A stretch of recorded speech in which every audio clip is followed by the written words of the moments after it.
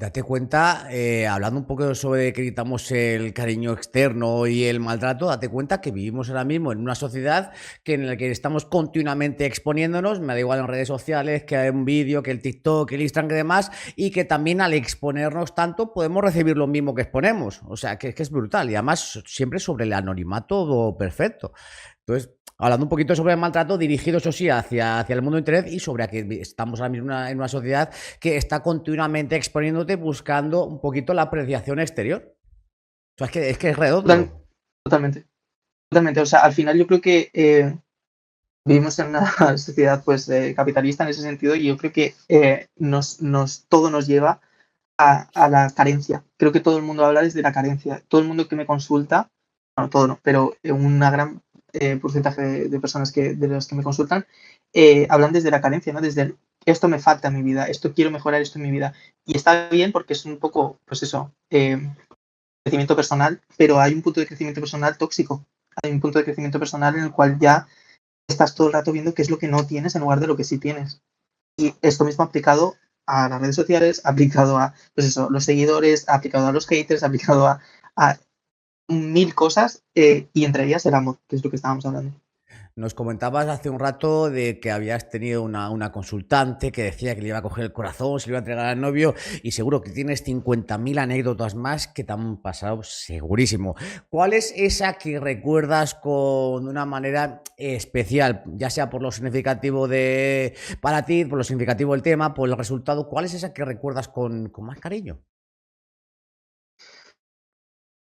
Pues yo creo que, sinceramente, una mujer que me consultaba bueno, había tenido una situación muy complicada en su vida, ¿no? Había perdido a su padre. em, y en ese sentido, creo que es lo que más se me ha quedado de todo lo que he trabajado, porque eh, ella sentía que su padre seguía con ella, pero daba las gracias de que su padre se hubiese ido. Y esto a mí es una cosa que me llama mucho la atención, ¿no? Porque eh, su padre, aparte de estar sufriendo, ya sabía que era algo como necesario para que las cosas siguieran fluyendo en su vida. Y llegar a esta conclusión es algo que requiere muchísima madurez espiritual, sobre todo, ¿no? Entonces, en ese sentido, como saber que las cosas pasan por algo, que hay una concatenación de cosas en la vida que están ya escritas y que pasan por algo, aunque hay variabilidad, creo que esa reflexión a mí me llama mucho la atención. Yo creo que en ese sentido, eh, haber llegado a ese punto de madurez es algo que para mí me marcó bastante. Porque mucha gente lo más frecuente es que la gente no acepte ciertas situaciones que eran pasado, ¿no? Que se quede en el duelo, pues eso, en fases del duelo iniciales, en las cuales no aceptas, no pasas a la aceptación. Pero esta persona que había sido algo reciente, etcétera, que de repente tuviese esa aceptación ya, me sorprendió muchísimo y me demostró como una madurez que yo dije, me está gustando hablar con esta persona, o sea, debería de curarme a mí.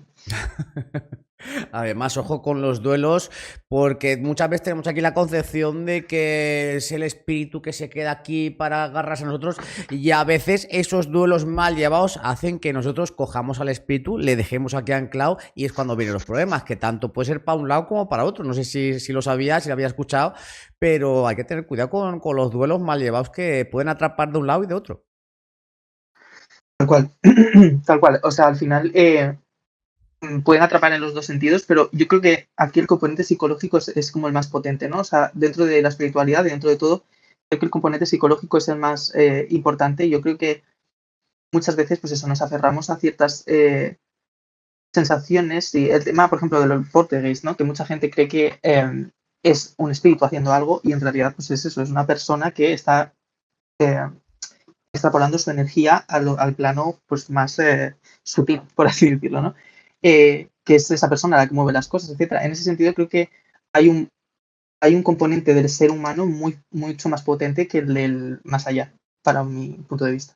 Yo recuerdo un caso que me comentaron en una asociación espírita, aquí donde está el estudio de Adri Beach, que era una mujer que se estaba consumiendo a sí misma porque se le había muerto hace poco el hijo. Y la mujer cada vez estaba más enferma, cada vez más enferma. Y resulta que es que la mujer tenía toda la habitación tal y como lo tenía su hijo, pues ponía la ropa todos los días de su hijo, es decir, hacía un mogollón de cosas y lo que tenía era atrapado aquí al hijo. Entonces le tenía atrapado y claro, el hijo de algún sitio tiene que consumir energía. El hijo estaba consumiendo a la mujer, pero porque la mujer tenía aquí encadenado al hijo con tanto sentimiento, con tanta historia, en fin, una auténtica pasada de historia que me la contaron en su día hace bastantes años, que la he querido resumir porque me he acordado de ella, pero es que es una cosa bastante curiosa. Sí, totalmente. O sea, al final creo que nosotros tenemos mucho poder de anclar a ciertas personas aquí y eso, al final, muchas consultas también son sobre, ¿está bien esta persona? O sea, esta persona que ha trascendido, ¿está bien? Me ha perdonado por ciertas cosas y yo siempre explico, al trascender vemos las cosas desde un punto de vista muchísimo más objetivo. Entonces, el tema del perdón es algo como que ya está dado por hecho, no necesitas creer que esa persona pues necesita un perdonarte en ese sentido. Una vez que la persona trasciende, las cosas la paz es lo que inunda todo al final. Es más, habrá quien te diga que esos sentimientos de culpabilidad, perdón, y demás, son los que estás sintiendo en este plano para aprender de ellos, porque tienes que aprenderlo. Antes de irte para el otro lado y volver a tu fuente, pues tienes que venir aquí a la Tierra, pues que al final esto es como una universidad, academia de venir a aprender las cosas chungas para que luego allí sean todas buenas.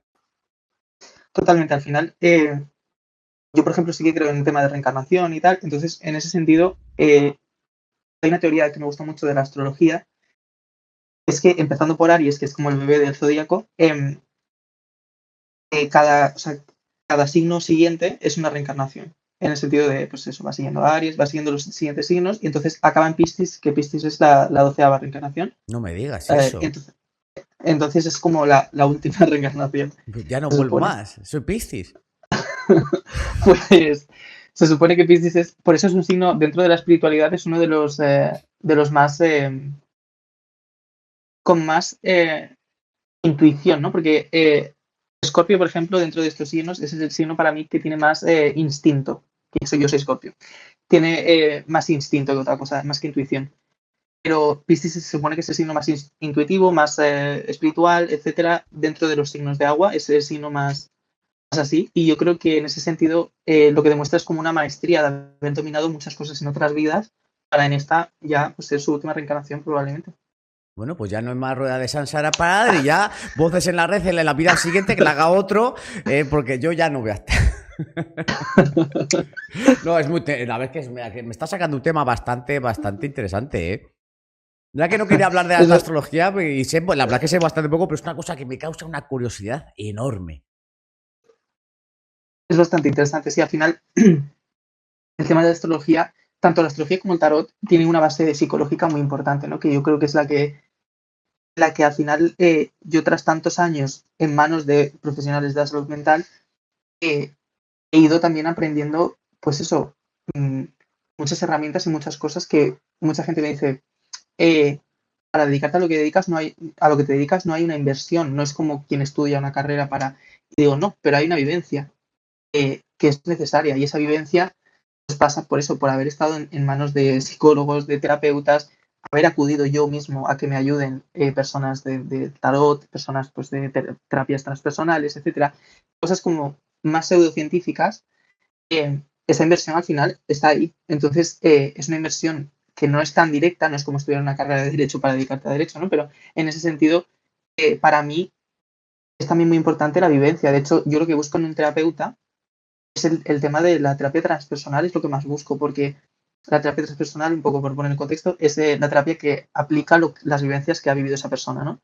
Entonces, los consejos que te da un psicólogo transpersonal pues suelen ser consejos que ha vivido en sus propias carnes, situaciones parecidas a ti o lo que sea, y las intenta pues eso, traspasar a tu persona. Entonces, en ese sentido, yo creo que es algo muy importante y es algo que yo aplico mucho también en mis consultas, ¿no? ¿Qué me gustaría a mí, de qué forma me gustaría a mí que me guiasen también? No, yo creo que esa es la empatía de la que hablaba antes, que es muy, muy clave para conectar con las personas.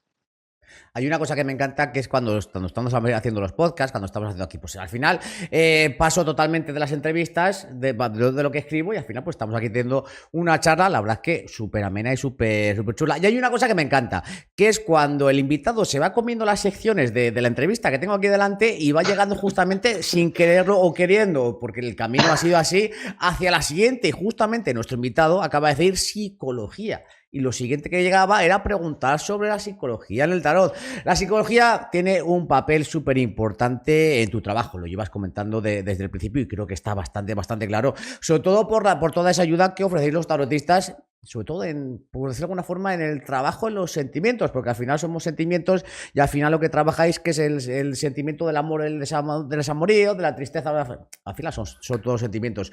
¿Podrías explicarnos cómo integras conceptos psicológicos en tus lecturas del tarot?